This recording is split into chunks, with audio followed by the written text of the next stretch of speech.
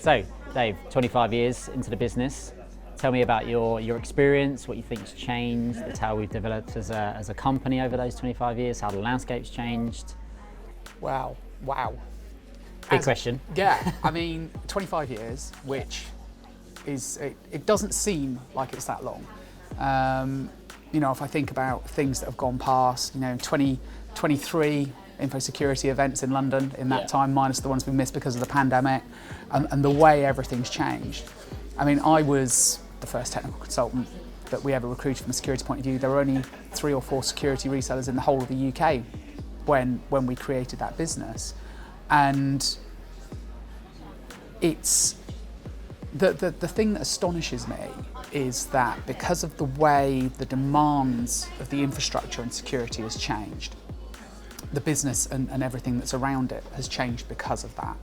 And I think when I started in the very, very start of 2000, a few months after the business was formed, they basically recruited me to go and do implementation work for what they'd just started selling, right? Yeah. And that was where I started.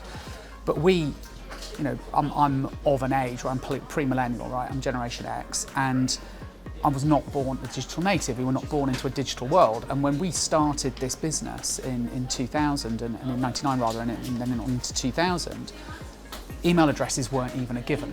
Yeah. Web browsing to the desktop was not a given. Okay, these were optional. So trying to persuade companies to actually spend money on things that were not a given. It's like, why do I need a firewall? You had people with internet routers just plugged into their networks. Trying to convince people they need a firewall, let alone a mail filtering solution or a web filtering solution, was difficult. It was complicated.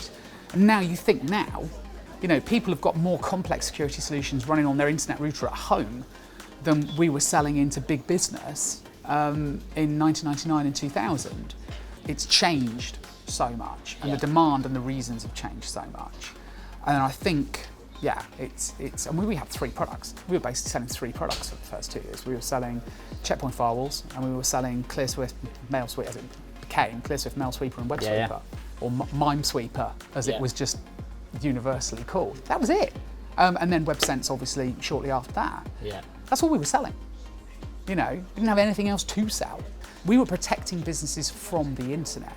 We were protecting people really from themselves. The firewall functioned as a VPN access point and to give you safe access out. And MailSweeper was there to stop you sending things you shouldn't or receiving things you shouldn't. WebSweeper and WebSense were there to stop you looking at things you shouldn't. Yeah. It wasn't about what it's about now. And I think that's probably one of the things that's always been most exciting about this industry is it pretty much reinvents itself every few years. And I mean, you've seen that. I mean, obviously, let's be clear, you've been in this industry a long time as well, right? Yeah, Just not the 25 years. So how many is it for you? So it's 11 years this year at Bytes, and then a few years before that, other places. And I think the thing I remember back in the day when WannaCry, it wasn't that long ago, but when that happened, I think that shifted the market in terms of people looking at layering different types of technologies over one another.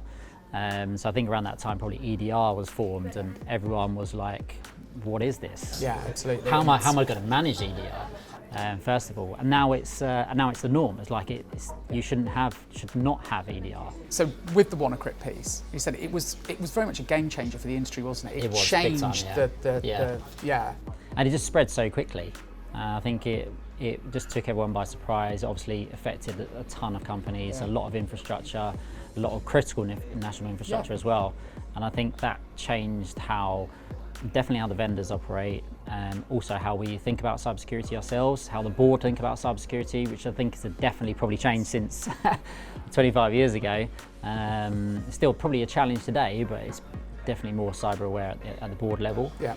And I think that's key. I think that's definitely a positive change that the market has seen over the last few years. Yeah, I think the days of, I mean, we've talked a little bit on some of the other sessions we've done about the original genesis of the business, but the guy that owned SP as we were back then, he struggled to get excited about what we did as a business. He was excited about it from the business opportunity point of view, but he never really understood or got excited about the technology because he just felt like he was selling insurance. He felt like we were insurance salespeople. Right, okay. And I think probably between 2000 and 2010, And then sort of coming into time when you first got into the industry, we probably were seen as that. Yeah, we weren't seen as business enablers. We weren't technology evangelists. We were just the people that said you couldn't do things. Yeah.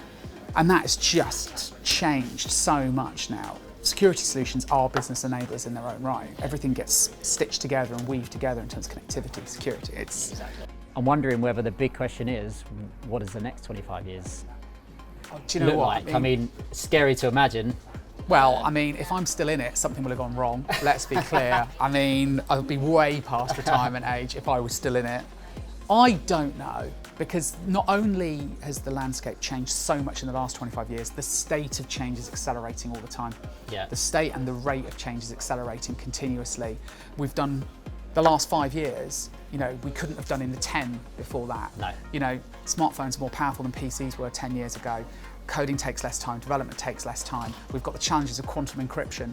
You know, if you believe what people say, you know, there are nation states that have been harvesting data for years, waiting for CPU technology to catch up with and be able to decrypt it, which means we will have breaches going back 12 months, 18 months, 2 years, 3 years, 4 years. The data will be released in the future that we've got no idea about. Okay.